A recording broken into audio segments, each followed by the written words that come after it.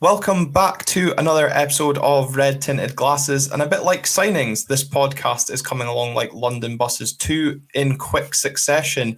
I'm delighted for this episode to be joined by Richard Wilson, who hosts the History of Yugoslav Football Podcast, to give us a bit of an insight into the Dons' third summer signing, Ester Sokler. Richard, help me with the pronunciation of the surname, pre-going live, who has joined the Dons tonight as we record this on Friday, the 16th of June. So, Richard, welcome to the podcast.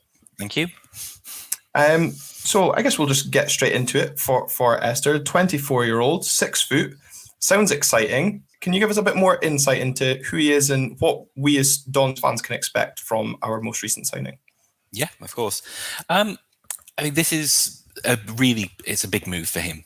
I think one of the key things that we've seen in his career so far has been he's never really played at a good club. He scored prolifically at youth level, but when he went into senior football at Kieskil, the club were in financial crisis, and I think it was something like 24 appearances in his first season without scoring, and that's just because of the standard of the side he was in. He took the step down to the second tier at Brzice and was able to work his way back up into the top tier, playing for Celje. Celje are one of Slovenia's bigger clubs, but at the point he joined, they were in a mess. And while his scoring record, I think, was 3-13, wasn't too bad, he was never able really to get the amount of games that he needed to develop as a player, which brought him on to Radomlje this season. First half of the season, not great, but that was the whole squad in that situation. And the second half of the season through the spring has been absolutely fantastic.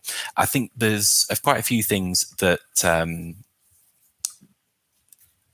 bring in Scottish football, and I mean that he'll adapt quite well. Firstly, he is very used to playing on plastic pitches. They are common in Slovenia. There's a couple of sides in the league who play on them, and as you know itself, he is a big striker, and that's correct, isn't it? Yeah. The closest comparison you have is Tomiowski. Mm-hmm. Which, for yourselves, is a pretty good comparison to have, even if, certainly compared to Bojan, he's a bit further back in his development. Okay. And I think when you're talking about him being brought in really as a rotation option, as you're going to be playing at least 8 European games, so that means you're going to be on 8 Thursday, Sundays, and there's going to be at least 8 Sundays that probably you're not going to be wanting to play necessarily the full first team, but you're going to want someone to slot in as closely into the tactical shape as they can, and that really is Sokler to a T. What he's always been has been a penalty box striker.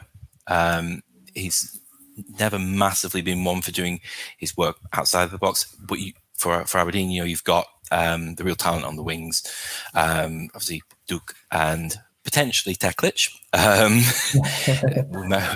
We might have another one of these for Aberdeen's fourth summer signing as we go along, if that's confirmed. But there's the creativity on there to do the work for him, and particularly a lot of his goals this season were headed. He's really got that talent to go up, get up in the air nicely, and take players on. It's not something you see too much in Slovenia. It's not something you see too much used tactically in Slovenia either. But when you're talking about players who to come from Slovenia to adapt to Scottish football, Sokler is one of the ones who it will be naturally easier for him to do so. Mm-hmm. Yeah, I noticed your thread that you posted tonight about Slovenes and Scottish football, and it starts and ends with Ester. So I'm certainly looking forward to seeing how he hits the ground running. And a couple of things that you picked up on there was maybe his defensive work, and that was certainly something that I was critical of Bojan when he first moved across to Aberdeen in the summer, that he was maybe a bit lacking on the defensive side, and that's something that certainly under Barry Robson, Bojan's improved a lot under. So maybe something that we'll see from Ester under Barry Robson as well. And I certainly am encouraged by hearing from what you say about fitting into the team. And I think something me and Calum spoke about on the last episode just last night was the fact that we are looking for that kind of quality to come off the bench, or certainly being able to have that in the squad for those rotational games, as you alluded to, and as Calum mentioned last night. We're going to be minimum of 50 games next season, so we will need that strength and depth, and by all accounts it seems like we're going to be getting that. I note as well he's right-footed. Is he just as capable on the left as he is on his right, or is he very much a one-footed striker?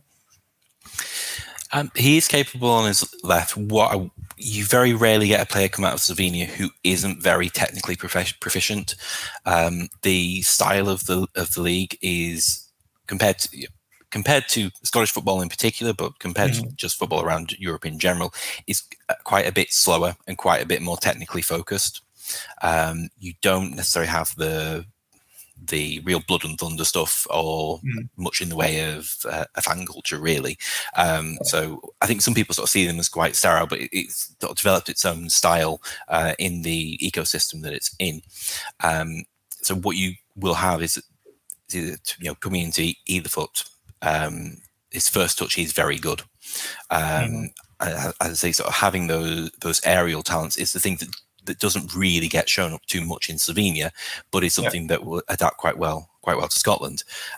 One of the things I know when I've sort of scouted for the Premiership in the past, and looking at Slovenian players, or just any players in the league really, is that there's always a doubt necessarily of their physical capability of being able to adapt. You know they're going to have the first touch, they're going to have the close control and be able to make the decisions, but having all those talents is great, but it doesn't help you too much if you're getting battered week in, week out. While it's we sort of laugh a little bit about it as sort of also like the meat and potatoes style of things you sometimes see in Scotland. Sokler is certainly much more up for that side of things than really any other striker that's actually playing in the league at the moment. Yeah, he looks quite well built, so and hopefully deals with the physicality, as you say, that can come with Scottish football very, very well. And I like what you alluded to as well about his heading ability. I'm sure he'll thrive off the deliveries that Leighton Clarkson can produce, and I'm sure now with Nicky Devlin on coming in at right wing back or right back wherever he plays, will also be able to provide some quality for him. He is an out-and-out centre forward, but has capabilities of playing on either the left or right wing. Would you say he is most comfortable as a centre forward, and him tending to be on the wing is just on the odd occasion, or can he comfortably double up as a winger? Definitely as a centre forward. I think most of his experiments where he's been played out on the right were at Celje, and with that particular sort of generation of Celje, they had a false nine in Ivan Bozic, who was actually originally a right winger in their title-winning team in 2020, and he got moved into the centre, and Sokler got pushed outside because they wanted to sort of have the wingers flooding in behind and Bozic dropping back and dictating play, and it didn't work at all because neither player was really adapted to doing the thing that they were being asked to by management very well. At Radomia, he's very much been a central forward, and he's had the benefit of having some very good supply coming in this season. For Radomia, they are unofficially the farm club of Hajduk Split, so a lot of the players that come in there are coming in not just from the Croatian system, but they're coming in from one of the very best youth academies in Southeast Europe. And he's been living with like Filipčić and Maciej Sosic as the two main ones coming through this season. They're providing him with the supply, and both of those players are guys, so as you indicated, like Leighton Clarkson, who have that bit of chaos factor naturally in their game, who are able to do something different, and by doing something different, create those chances for maybe a more orthodox centre forward to be able to pick up the pieces. Yeah, and it certainly sounds like he will thrive off delivery, and I guess any good striker needs good service. Again, going back to Bojan, I think he does look like a spitting image of Bojan. I think I've seen a few comments saying he looks like a stunt double. Any striker, if the service isn't there, will struggle. Is he more comfortable as a two up top, or is he fine just being as a lone striker? Generally in Slovenia, you don't see anyone play with two up top. Is the honest answer there. So it's quite hard to say really how he would adapt to a change in tactics that way. I don't think there's any reason why he wouldn't adapt. In training, and at some point in youth football, he's bound to have played it. But certainly at senior football, it just isn't something you really see there. It is always really a 4-3-3, and that is pretty much what every club plays. Yeah, no, and I guess kind of we saw at times last season Bojan kind of being the front man, and the likes of Duke and Clarkson just kind of running either side of him and causing that general chaos. And again, going back to the point you made about maybe not playing necessarily the first team, Sokler could just come in and fill that gap if we were looking to rest Bojan and have the likes of Leighton and Duke assisting him. Now, you spoke about the goals he scored last season. It's 10 goals, 3 assists in 30 appearances. You also mentioned that most of the goals came at the end of the season. Is there a cause for concern for Aberdeen fans that the first half of the season he was drawing blanks? I don't think so. Certainly for the first half of the season, Radomir were really bad. But one of the things that were the cause of that was they actually started maybe the first 3 games they started quite well, and then in the third game they had the main players in the midfield get injured and was out. I think he was out for the season, if I remember rightly. Good check. Now, for the rest of the autumn, they weren't. They weren't very good under Nemin Basic, the manager. They did similar the previous season. They weren't great first half of the season. Nemin Basic came in January. For the second half of the season, they were the best side in the league. And then they've had another terrible autumn. Nemin Basic went back to managing Bosnia, and they brought in Oliver Bogatinov. Now, Bogatinov used to be the sporting director at Maribor, and he had managed a couple of sides in the league previously. So he did have quite a good heritage, and also quite a good reputation for playing an actually more forward-facing style of play than Basic did, and that's something that definitely suited the players that they had and the players that they brought in from Hajduk. And again, they were, if not the best side in the second half of the season, one of the top 3. And it took them to easily to safety. And I mean, that's coming from a point when they ended the autumn stage of the season, they were bottom. Okay, yeah, so it was some turnaround for them last season. And in the last 11 games of the season, I noticed that Ester played in 9 of them. And in that 9, he scored 7 times with 1 assist. And in one of the games, he came off the bench and played 17 minutes. And I think it was pretty much an instant impact against Tabor Jena. Maybe murdered that pronunciation. But I think it was a pretty instant impact off the bench. So he certainly should be full of confidence coming to Aberdeen, because he's ended the season on a high. Now, you mentioned Maribor there. There was certainly, I've seen a few tweets on social media that Maribor were also linked with Ester Sokler. Is that correct? So Aberdeen have fended off some pretty strong competition for this signature. Maribor were definitely after him. They've brought in an Albanian fellow, Juliana Škuka, who's joined them from Metz, who So, as I think most people probably know, Maribor have a very, very, very highly sought after striker at the moment called Sam Vipotnik, who is, I think he's been linked with both Celtic and Rangers, and with plenty of clubs across Europe and MLS as well. So Sokler would have been coming in as the replacement for him. I'd say they've gone for Skuhin instead.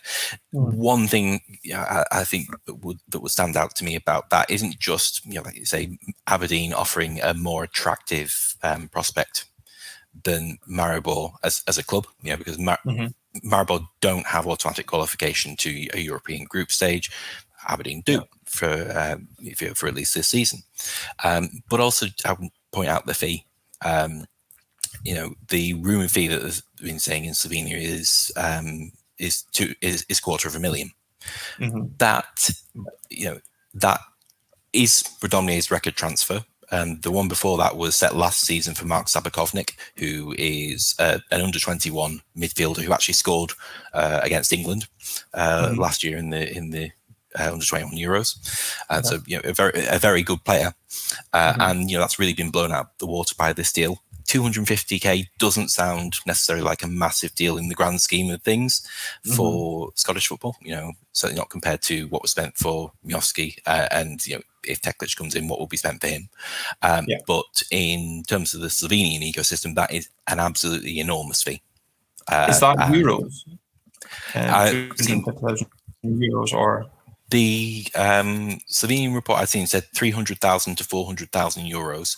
So it translates to, I think it's 240,000 to about 320,000. So that's what I'm saying, $250,000. I think it's bound to be, as any deal is these days, laden with bonuses and things like that in terms of his performance. Because at the end of the day, and it's how any club works. If Sokler does well, then in 12, 18 months' time, you'll be fending off bids from the Championship and bids from England. But I think probably also the other addition is that Aberdeen will pay a heck of a lot more than any club in Slovenia really will for a player. I would be surprised, to be quite honest, if this wasn't Sokler's first contract where he's getting over $1,000 a week. That's just that's just the nature of things in Slovenia. It's one of the few nations in Europe where football is not the first sport and never has been and never will be. And the economics of the sport over there bear that out. A couple of things then, just to kind of round off. Ester's made one under-21 appearance for the Slovenian national team, and I'm sure he harbours hopes of breaking into the full team at some stage. Do you think he has the capabilities of doing that? And then finally, how do you think he will settle in to Scottish football, given the comparisons that you've made on this show from Slovenian football to Scottish football?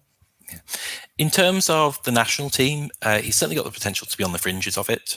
I wouldn't want to say he's going to be getting loads of caps, because at the end of the day, for Slovenia's front ranks, you've got Benjamin Sesko as the main one. And, we're talking about a world-class striker there. Dan Vipotnik is a very, very good striker. The other sort of striking options that they have, Andras Sporar, who's playing for, I think it's Panathinaikos still, and Luka Zajovic, who is in Polish football as well, obviously son of Zlatko, as well as Stan Celar as well. There's a lot of, it actually, for a very small country, there's a surprising amount of depth in that one position.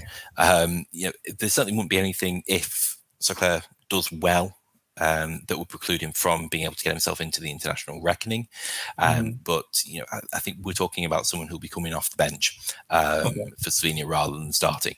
In terms of adapting to Scottish football and to Scotland in general, I think one of the key things, and one of the key things that any club in the UK should be looking at when they are recruiting in that region, is that everyone speaks English. And I think it sort of seems like a minor thing, but when you're talking about Slovenia and Croatia, you have about 90% of the population who are fluent in English. Particularly in Slovenia, it is very Western looking.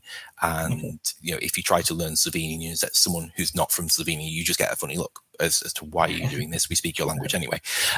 So, there won't really be the sort of cultural difference for him coming over as there would have been as would have been last year with Bojan. I think that's a big thing to help him settle in. Just having that, not having those communication barriers. I mean, as we've indicated before, he is big. He's got that strength.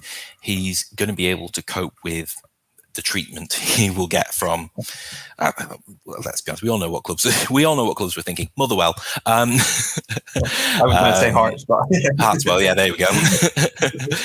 We know there's hammer throwers in the league as it goes, and he's going to be. There's no doubt that he'll be able to cope with that. And in my mind, there's no doubt that he will have a touch that's a bit better and a bit quicker than most 90% of the defenders that he's coming up against. That's a big advantage to start off with. As I say, we are talking about a player who's going to be a rotation piece for the side. And I think it says a real great thing as to how Aberdeen have developed, that you're able to pay money for a rotation piece rather than what it was 5 or 6 years ago, where it would be who's been let go for free in League Two.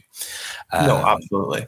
And bringing that in, I think it can only really be a benefit. I think it's a very low risk bet for the Dons to be making financially. It isn't a big fee, and it is one where, particularly with a 3-year contract, if he comes out of year one having scored, let's say 10 goals, that's a really good return for the investment, and I think for the expectations that you should be holding him in at this point. Okay. Good to temper maybe some expectation that fans might have for him, but I like that low risk, high reward potential. It sounds very encouraging. Particularly the high reward. Yeah, exactly. Yeah, especially for a club like Aberdeen, the way we're looking to do our transfer business just now. And if he has the same high reward that Bojan produced, then we'll be absolutely laughing. But Richard, I really appreciate you taking some time out of your Friday evening to chat to me about Ester Sokler, the Dons' third summer signing. No worries. And as you said, hopefully we'll be convening again shortly to speak about Tonio Teklic, who is being linked with the Dons. So we'll get you another message to speak about him if that deal comes off. But thank you very much for joining me, Richard. You're very welcome.